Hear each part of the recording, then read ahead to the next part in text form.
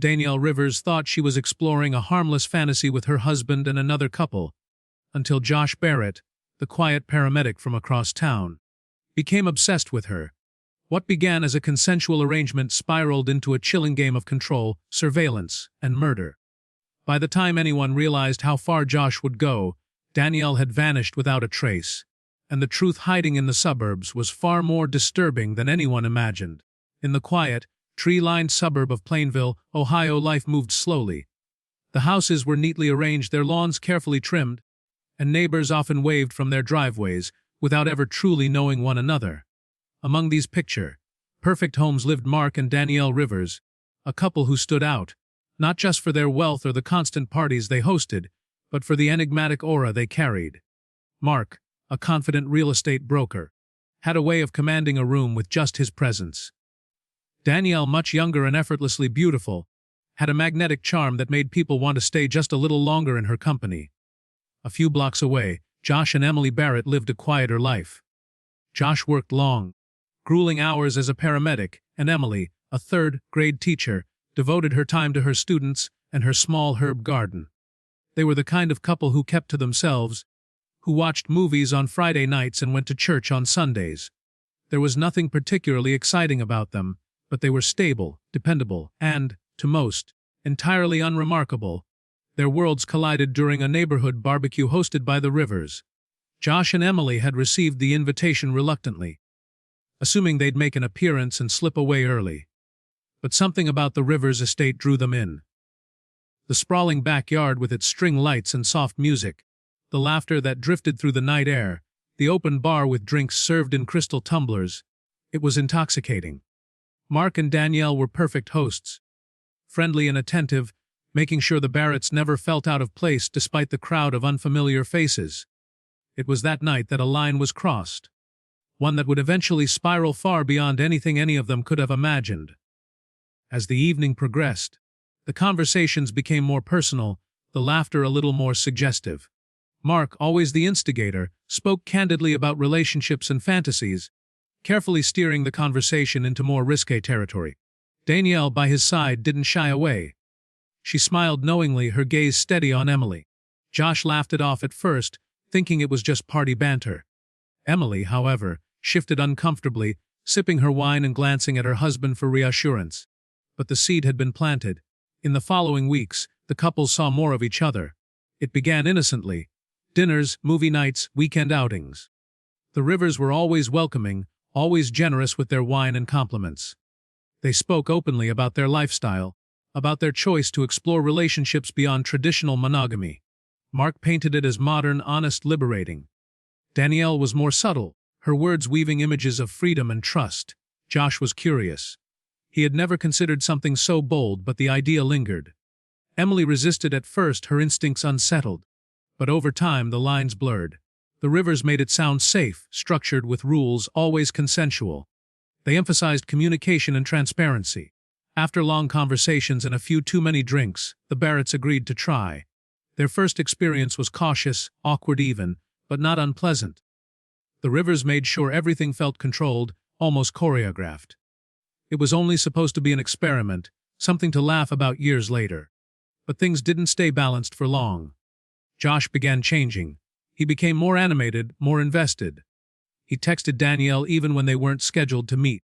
He complimented her more often, even in front of Mark and Emily. He started talking about her when she wasn't around. Subtle, lingering comments that made Emily uncomfortable. She tried to brush it off as part of the arrangement, but the dynamic had shifted. Danielle noticed it too. At first, she thought it was flattering, Josh's quiet admiration. The way he looked at her as if she were the only person in the room. But then it started to feel invasive. He began calling late at night. His messages veiled in casual concern, but tinged with something more. He knew her schedule, her habits. She found him waiting outside the grocery store one afternoon, claiming coincidence. Emily confronted him, but Josh denied everything. He said Danielle misunderstood, that it was all still just fun. But she didn't believe him. Something had taken root in Josh, something darker than desire. And while everyone else tried to ignore the growing tension, pretending everything was still under control, the reality was already slipping far beyond their grasp. What began as curiosity had begun to twist, and no one was ready for what came next. Danielle had always been perceptive, attuned to the subtle shifts in behavior that most people ignored. It was a skill that served her well in social settings, helping her read a room or navigate delicate conversations. But now, that intuition filled her with unease. Josh was no longer the reserved, soft-spoken man she'd first met. There was an intensity behind his eyes, a quiet urgency in the way he lingered too long or hovered when Mark wasn't around. At first, she tried to reason with herself. Maybe she was imagining it, maybe Josh was just awkward or struggling with boundaries in a situation that had become emotionally complicated. But deep down, she knew it was more than that.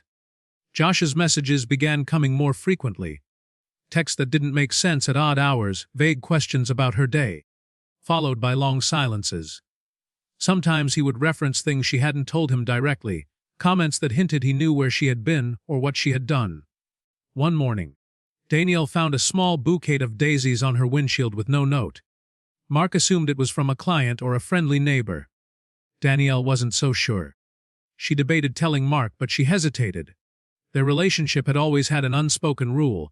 If something felt off, they would talk. But she feared the reaction. Mark could be impulsive and protective. She didn't want to cause a confrontation or jeopardize the fragile arrangement they had built. Still, the uneasiness grew. At night, Danielle would lie awake replaying interactions in her mind. Josh's face, once passive and forgettable, now haunted her. Josh, meanwhile, was unraveling. After Emily moved out, citing vague marital issues and emotional distance, he became more erratic. He stopped showing up for his shifts regularly. He was seen walking aimlessly around the neighborhood, sometimes in the early morning, sometimes just before midnight. He spent hours parked in his car near the Rivers house, engine off, lights out. His obsession was no longer contained to thoughts and messages. He had started recording. A small, barely visible camera was affixed under Danielle's porch light. Another was hidden in a tree just beyond their backyard. Inside his home, his computer held hours of footage, clips of Danielle walking to her car, tending to her garden, reading on the porch. He watched them like episodes of a favorite show, pausing, rewinding, studying her expressions. Emily had suspected something before she left. She noticed changes in his behavior. He started locking his phone, became territorial about his office, and spent long nights in front of his computer. She asked questions, pushed for answers, but always received the same flat denials. The final straw was when she found a printed photo of Danielle tucked between pages of a book on his nightstand. She didn't confront him. She just packed her things and left. Mark remained unaware of the growing threat. To him, the arrangement was over. After Emily left, he assumed the dynamic had changed, and that Josh would naturally fade from their lives. He didn't know Josh was still reaching out to Danielle, or that she was avoiding his calls. He didn't know about the surveillance or the notes left in her mailbox, unsigned and cryptic. Danielle kept it all to herself, hoping it would stop on its own. But Josh was spiraling deeper. Without Emily around, without boundaries, he became convinced that Danielle belonged with him. In his mind, she was trapped in a superficial marriage with a man who didn't truly appreciate her. He saw himself as the only one who really understood her. The affair, if it could even be called that, wasn't a phase to him. It was a connection, a destiny. His journal entries became more alarming. He wrote about rescuing her, about freeing her from the life she didn't know she hated. He mapped out her weekly routines, her shopping habits, the times Mark was typically out of town. He even began writing letters to her that he never sent, letters that described a future they would share together, away from the judgment of others. And then, something shifted. Josh stopped showing up in the neighborhood. The parked car disappeared. The text messages ceased. There were no more flowers or notes. For a few days, Danielle allowed herself to believe it was finally over, that maybe he had accepted the reality and moved on. But she couldn't shake the feeling that silence didn't mean safety. She kept checking her surroundings, jumping at small sounds. The cameras remained, still recording, feeding footage to a man who had simply taken his obsession underground. No one realized it at the time, but the most dangerous phase had just begun. Josh had stopped fantasizing and started planning. The morning Danielle didn't show up for work began like any other in Plainville. The library staff assumed she was running late, perhaps caught in traffic or handling a personal errand. But when noon passed without a message or call, concern began to rise. Danielle was known for being punctual and responsible. By mid-afternoon, her supervisor contacted Mark, who was out of town at a real estate conference. He hadn't spoken to her since the night before, but he wasn't immediately alarmed. He assumed she was busy or had forgotten to charge her phone. That evening, when calls to Danielle's cell phone still went straight to voicemail, and no one answered the door at home, Mark's concern turned into panic. He drove straight back to Plainville, calling her friends along the way. No one had seen or heard from her. By the time he reached their house, it was dark, and the porch light, normally switched on automatically, was off. Inside, everything looked untouched. Her purse sat on the kitchen counter, her keys beside it. Her phone was on the charger, untouched since the previous night. Her car was in the driveway. It was as if she had simply vanished. He contacted the police immediately. A missing persons report was filed, and the house was searched. There was no sign of forced entry, no struggle, no blood. But her disappearance didn't make sense. Danielle wasn't someone who would leave without a word. She had no history of mental illness, no indication of depression or crisis. Her bank accounts were untouched. Her passport still in the drawer. There was no note, no explanation. Detectives canvassed the neighborhood. A few residents reported seeing a dark, colored SUV circling the street late the previous night. One neighbor remembered a vehicle parked just down the block for over an hour with its headlights off. Security camera footage from a nearby house confirmed the presence of a silver SUV, matching the description of Josh Barrett's car. It appeared in the footage several times between 11 p.m. and 3 a.m. Josh was quickly brought in for questioning. He seemed composed and cooperative, offering a timeline of his own whereabouts. He claimed he had been home all evening alone. He hadn't spoken to Danielle in weeks, he said, and hadn't even been in the Rivers neighborhood since Emily moved out. But detectives noticed inconsistencies in his story. When asked what he did the night Danielle vanished, he struggled to recall details. When pressed about the SUV sighting, he claimed his vehicle was in the garage all night, something his neighbors could not confirm. A search warrant was issued for Josh's home. What the investigators found changed the direction of the case entirely. Inside his garage, behind a shelf stacked with paint cans, was a locked trunk. Inside the trunk were several personal items that belonged to Danielle. Her bracelet, a scarf she had worn the previous week, and a phone charger identical to hers. One item had traces of blood, barely noticeable but confirmed later by forensic tests. More disturbing were the journals and photographs scattered throughout Josh's office. The journals chronicled Danielle's daily life in disturbing detail. Time she left for work, where she shopped, what she wore on certain days. The photographs, hundreds of them, showed her walking, reading, sitting at cafes.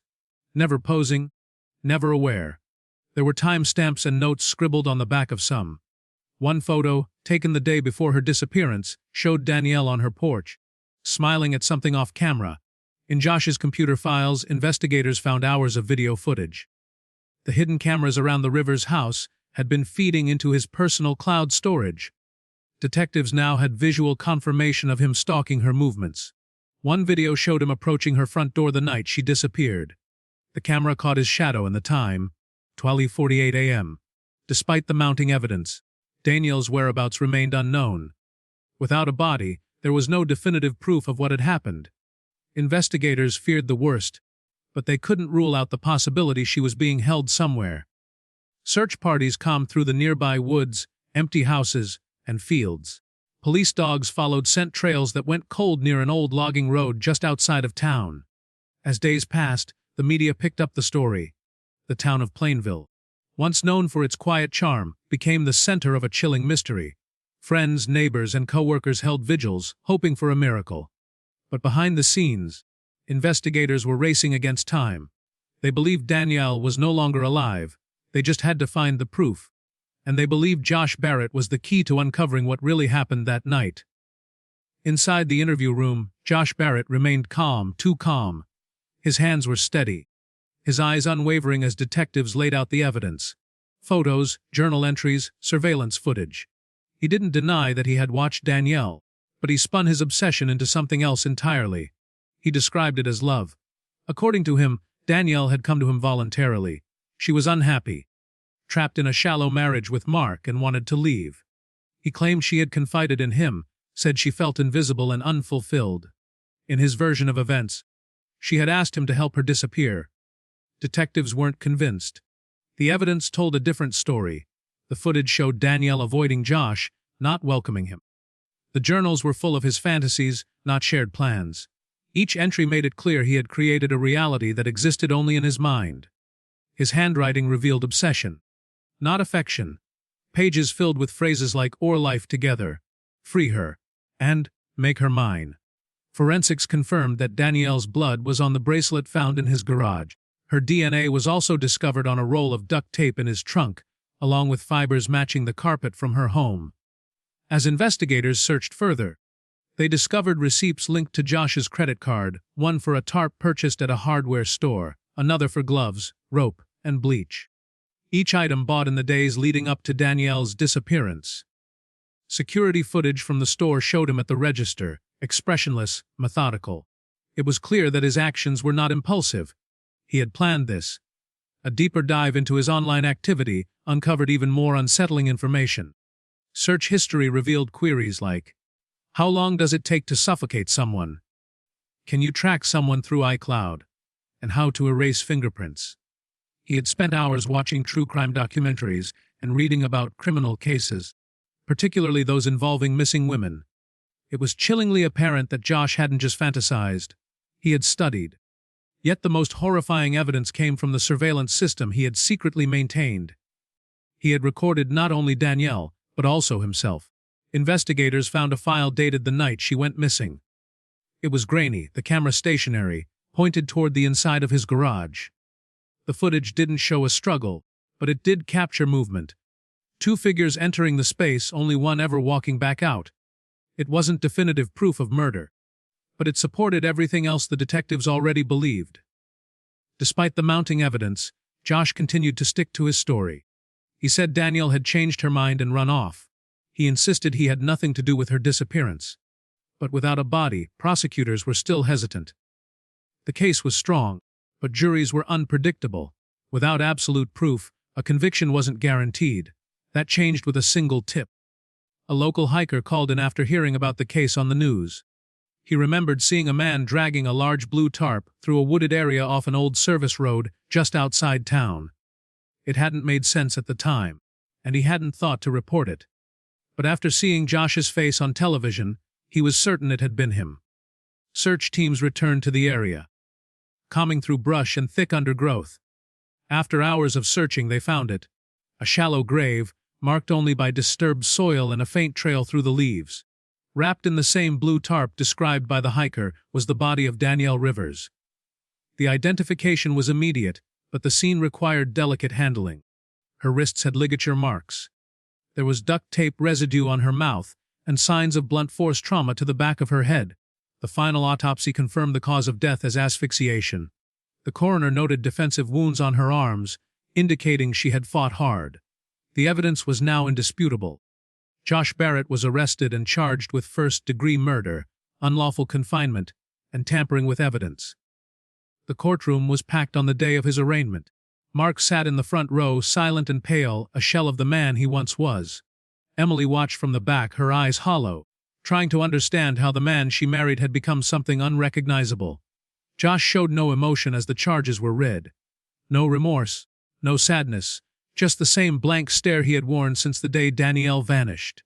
The fantasy he had built so carefully had collapsed, revealing not love or freedom, but control, obsession and death. The truth was no longer buried. It had been unearthed, just like Danielle. The trial of Josh Barrett began 6 months after the discovery of Danielle's body. The courtroom was filled every day, reporters, neighbors, former co-workers, and strangers who had followed the case with morbid curiosity. Mark Rivers sat through every hearing, his face unreadable, a man hollowed out by grief.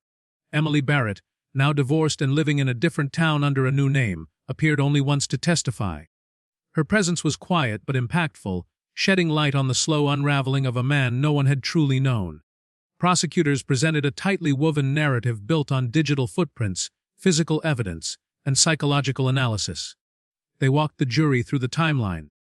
The obsessive journaling, the surveillance footage, the hidden cameras, and the disturbing purchases Josh had made leading up to Danielle's disappearance.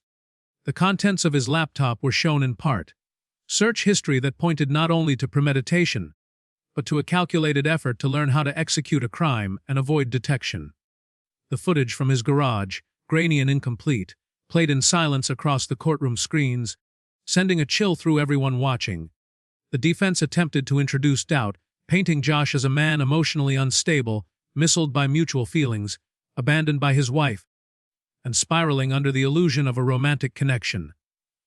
They argued that there was no proof of his intent to kill, that perhaps something had gone wrong in a consensual meeting, a terrible accident fueled by emotion. But the evidence was overwhelming. Danielle's blood found in his car, the tarp and duct tape, the injuries she sustained, each piece refuted the claim of a misunderstanding. Witnesses testified one after another.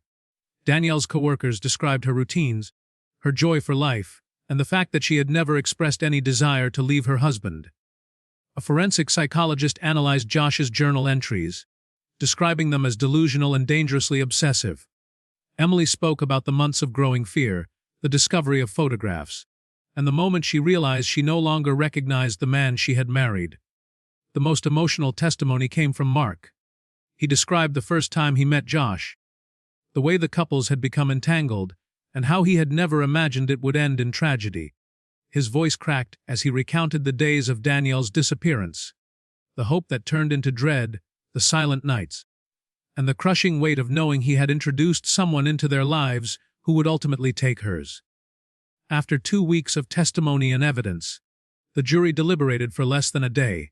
Josh Barrett was found guilty on all counts. He showed no emotion as the verdict was read. His expression remained blank, a chilling reminder of how detached he had become from the horror he created. He was sentenced to life in prison without the possibility of parole. The town of Plainville tried to return to normal, but the shadow of what had happened lingered. The Rivers home was sold within weeks, left empty for a time before a new family moved in.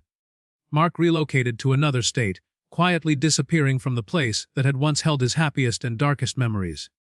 Emily continued her quiet life under a new identity, working in a small bookstore and avoiding media interviews. She wanted no fame from the tragedy, only distance. The story of Danielle's murder lived on in true crime podcasts, YouTube documentaries, and late-night talk shows. Headlines framed it as a cautionary tale about blurred boundaries, modern relationships, and the dangers of obsession.